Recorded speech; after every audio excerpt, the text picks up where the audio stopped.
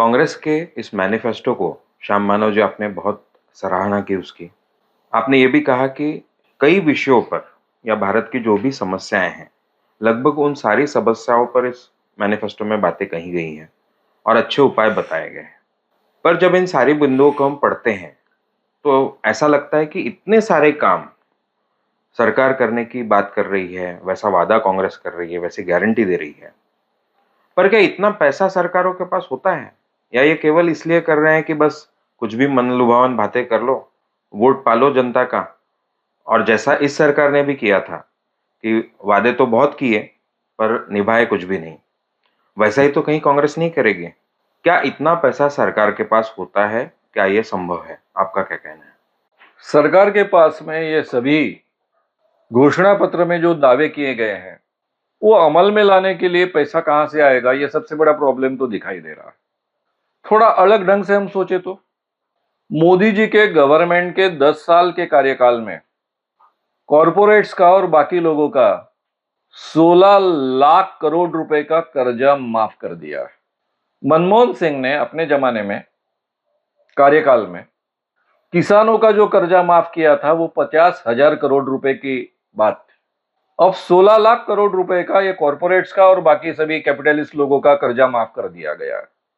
इतना ही नहीं, तो 2014 तक कांग्रेस ने और बाकी सभी सरकारों ने, जिसमें वाजपेयी जी की भी सरकार आ गई, 67 ईयर्स में 55 लाख करोड़ रुपए का कर्जा हुआ था।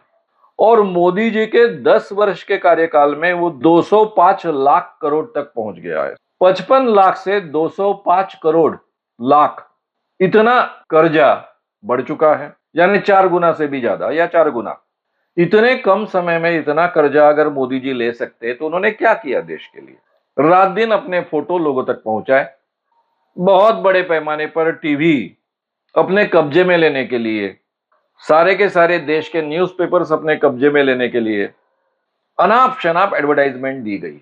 हालांकि कांग्रेस सरकार ने आगे चलकर एक कानून बनाना चाहिए, इस पर सीलिंग लगनी चाहिए कि गवर्नमेंट कोई भी हो वो अपने कितने खर्चे के परसेंटेज, कितने परसेंटेज में एडवर्टाइजमेंट कर सकती है, इसका सीलिंग लगना चाहिए। इतने बड़े पैमाने पर एडवर्टाइजमेंट पे खर्चा किया, रात दिन मोदी जी के फोटो देखो, फ्री में अनाज देते हैं वहां भी उनका फोटो।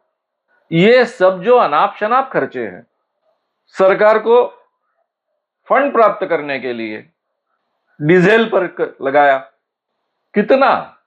मनमोहन सिंह के जमाने में 71 रुपए डीजल की कीमत थी लीटर, और $105 बैरल तक कच्चे तेल की कीमतें पहुंची थी।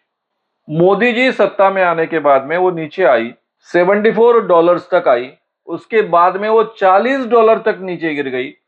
लेकिन हमारे देश के किसी भी नागरिक को फिर से 71 रुपए में डीजल नहीं मिला, उसकी कीमतें बढ़ते गई 94 रुपीज तक बढ़ते गई, आज 90 के आसपास उसकी कीमत है। कच्चे तेल के माध्यम से केवल 3 सालों में कई लाख करोड़ रुपए इन्होंने कमाए थे। गए 10 सालों में 10-12 लाख करोड़ रुपए तो भी पब्लिक की जेब में से मोदी जी ने निकाले। खर्चे कहां किए, लोगों का कहां भला किया? ज्यादा से ज्यादा कह सकते हैं कि 80 करोड़ जनता को उन्होंने 5 किलो अनाज फोकट में दिया, यानी एकमात्र ये कंट्रीब्यूशन बड़े पैमाने पर सामने दिखता है। आप कहोगे किसानों के जेब में भी 6,000 रुपए साल में डाले, सरासर झूठी बात। एक तो हर किसान के जेब में ये पैसा नहीं गया है। इधर 6,000 रुपए जिन किसानों के जेब में डाला, उनके जेब में से कई गुना पैसा इस सरकार ने निकाला। जैसे खाद की कीमतें बहुत बढ़ाई, जो सब्सिडी सरकार देती थी इस कारण खाद की कीमतें सस्ते रहती थी।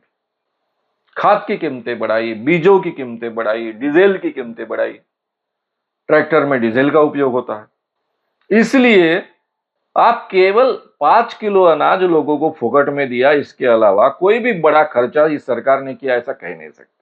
आप कहेंगे कि वैक्सीनेशन किया कोविड के समय में, कोविड के समय में सरकारी सुविधाएं दी, हाँ वो बात सही है, लेकिन वो इतना बड़ा अमाउंट नहीं है कि जिस कारण उन्होंने जो कमाई की है उसकी तुलना की जा सके। मोदी जी के अनाप शनाप खर्चे, एक जब अमीर बाप ने बहुत मेहनत से पैसे कमाए हैं, उनका बेटा आता है गद्दी पर, और वो फिर अपने शान शौक पर, अच्छे रहन सहन पर पैसे उड़ाता है, उस ढंग का ये बच्चा रहा है इंडिया का, यानी भारत का।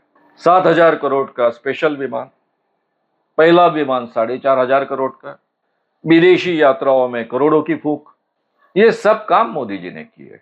इस तुलना में अगर हम विचार करेंगे कि ये जो फालतू जगह पैसा बर्बाद किया गया है, जिसमें से कोई नई पूंजी निर्माण नहीं होने वाली थी इस देश में, जो घोषणा पत्र कांग्रेस ने रखा है सामने, उस पर जो पैसे खर्च होने वाले हैं, पूंजी खर्च होने वाली है, वो और ज्यादा उत्पाद बढ़ाने वाली पूंजी, इस देश का लोगों का भला करने वाली पूंजी, वो सही माने में पूंजी निवेश।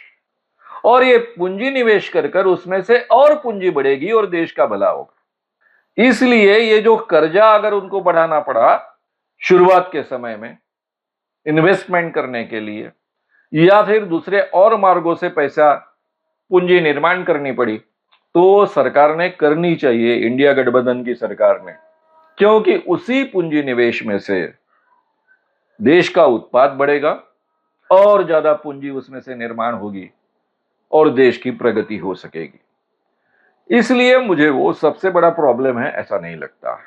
अब इसमें पूरे दुनिया का कितना सहयोग मिलेगा, क्योंकि आप लोगों के लिए अंदर आने के डोर्स तो बंद कर रहे हो, आपको आपके किसानों के उपज को प्रोटेक्ट करना पड़ेगा, उसके लिए कुछ इंटरनेशनल कानून को आपको तोड़ना पड़ेगा, आयात निर्यात के बारे में नई योजनाएं आपको रखनी पड़ेगी, वो अमल में लानी पड़ेगी। ये सभी परिवर्तन करने के बाद में आपको विदेशी पूंजी की कितनी मदद मिलेगी, वे अपनी शर्तों पर आपके साथ में व्यवहार करते हैं, इसलिए ये पूंजी विदेशों में से कितनी आ पाएगी ये अलग मुद्दा है, चिंतनीय मुद्दा भी। लेकिन भारत की जो क्षमता है वो पूरी तरह से इसमें यूटिलाइज हो सकेगी, इसलिए मुझे ये बहुत असंभव चीज नहीं लगती है। कठिन डेफिनेटली है, पूरे भारतीय लोगों का सहयोग इसके लिए लगेगा, और मुझे लगता है जैसे जैसे 3-4 सालों में ये फायदे दिखने शुरू हो जाएंगे, अर्थव्यवस्था को जिस ढंग से गति मिलेगी, लोगों को बड़े पैमाने पर रोजगार उपलब्ध होना शुरू हो जाएगा, तो लोगों का सहयोग भी बहुत अच्छे ढंग से मिलना शुरू हो जाएगा। लेकिन उसके लिए ये जो नई सरकार आएगी उसको बहुत ईमानदारी से काम करना आवश्यक है।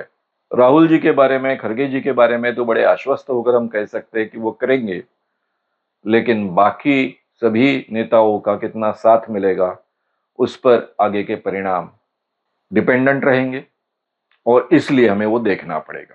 लेकिन मुझे बहुत आशा है कि हम उस दिशा में बहुत अच्छे ढंग से प्रवास कर पाएंगे। अगर आपको ये वीडियो पसंद आया हो तो उसे ज़रूर लाइक करें, लोगों में ये अवेयरनेस फैलाने में हमारी मदद करें, वीडियो को ज़रूर शेयर भी करें। तो हमारे YouTube चैनल शाम मानो को विज़िट करें। ऐसे सारे वीडियोस का आनंद लेने के लिए हमारे चैनल को सब्सक्राइब करें, उसके लिए सब्सक्राइब बटन दबाएं। नए वीडियोस का नोटिफिकेशन पाने के लिए बेल आइकन दबाएं।